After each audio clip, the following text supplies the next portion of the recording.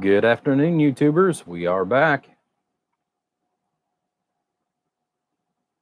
All right, so we've got President Richard all set up. I don't have all the back 29Cs as far as up on top. Probably going to redo this because it looks like I've got this off just a little bit. So I'll probably pull that off and put a new label on it. However, what we are going to do a quick look through and then get you some numbers and everything. So get my glasses. Like I said, we got one more, and then we're going to be starting on our next project. So, anyways, so just a little different take. Like I said, it is an HG 2879C. So we're using an 1.25" transformer, just like what we did on the last one. Figured the only thing that I didn't show. Most of you guys know that I run everything pretty much standard at 14.5. So we're going to go in here. We're going to look up at our voltmeter. Off the ground, go in here. Okay, so 14.57. Essentially, it's a 14.5. See what it drops down to. So 14.4. Now this is on the inside of the amp that I'm measuring it at. Hello, audio. So we're dropping to 14.2 on the inside. Is what we're actually dropping down. So a little bit less, and we'll go into the details as far as on the last one that I did. The last one, I just used basic alligator clips hooking to the wire of the 8 gauge. So, that was a lot of it. Plus, you've got 3 feet, that guy wanted a 3-foot cord, which there's nothing wrong with. However, then going into another 3-foot piece that's got alligator clips, and then going through a 50 amp jack, and especially when it's drawing right at about 40 amps. So we did have a lot of loss through that. I've cut a lot of the loss out as far as on this setup here. Part of it's the fact that it's only got about a 2-foot cord, and it goes directly into a 2-gauge wire that goes in through a 175 amp Anderson connector that I use also here on the workbench for testing. So hello, audio. So looks good there. Let's go over here.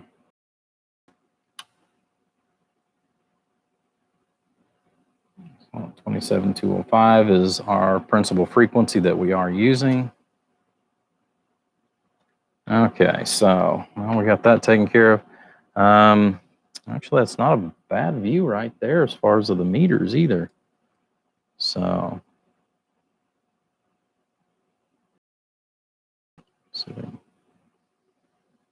straighten them out a little bit. Maybe pan back this way a little bit.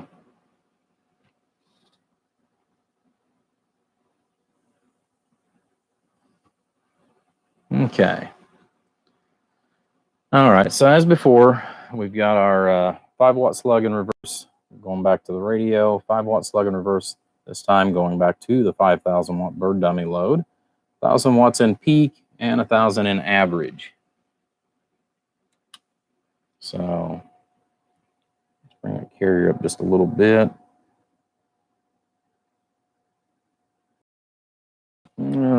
50 watts-ish on the dead key. And we do have the variable wide open on the amplifier. So let's start here real quick. You can look at this meter. This is going to be our pass-through on it. Hello, audio. Moves maybe the thickness of the needle. All right, so amp's back on. Hello, audio. Audio. So we got about 300 on the average. Audio, just a little over. Reflect looks great on both meters. audio. So about a quarter watt on the reflex mode, and maybe what, 2 tenths?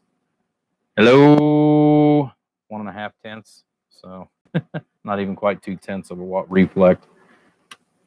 All right, so let's go ahead and I'm actually going to back this variable down. Audio.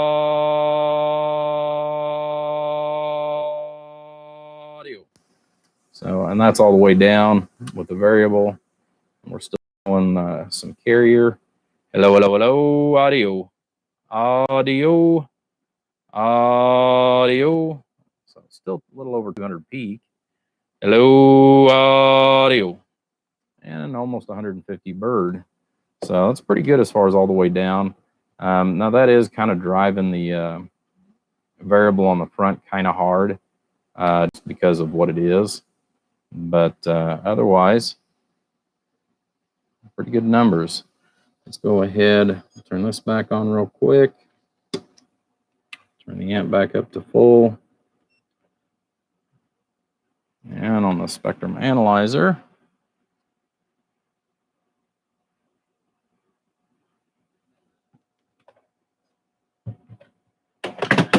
oops.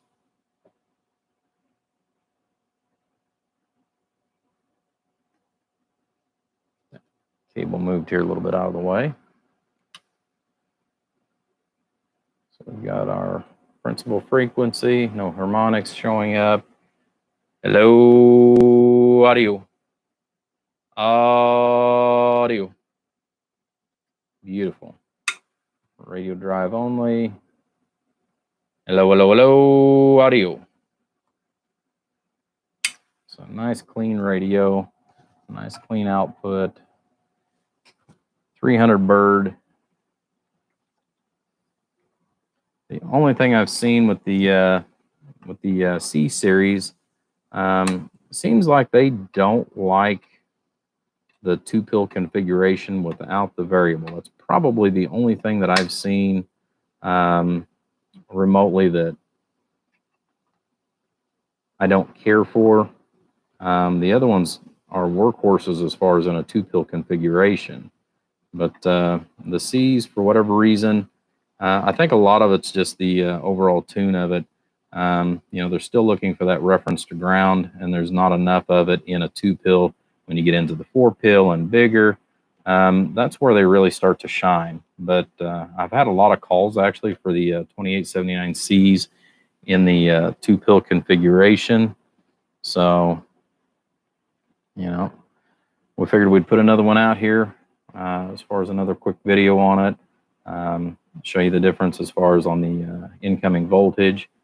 So we've still got a nice clean reference. This is a Class C amplifier. This is not built in Class B like the Evolution series.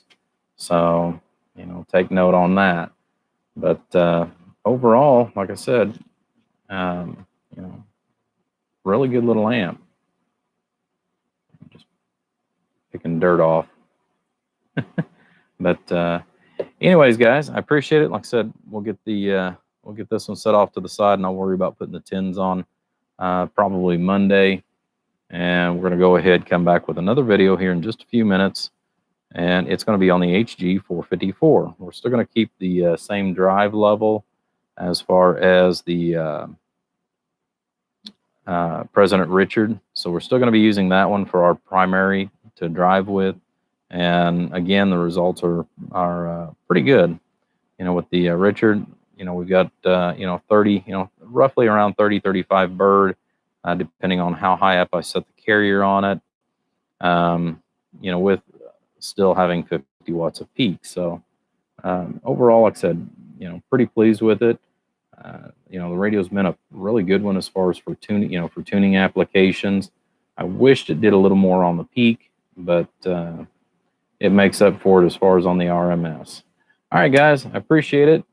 Like I said, catch me in just a few minutes. Like I said, we got to get one more amp and get it set up here, and we'll go from there. All right, guys, take care. Catch you in about 5 more minutes.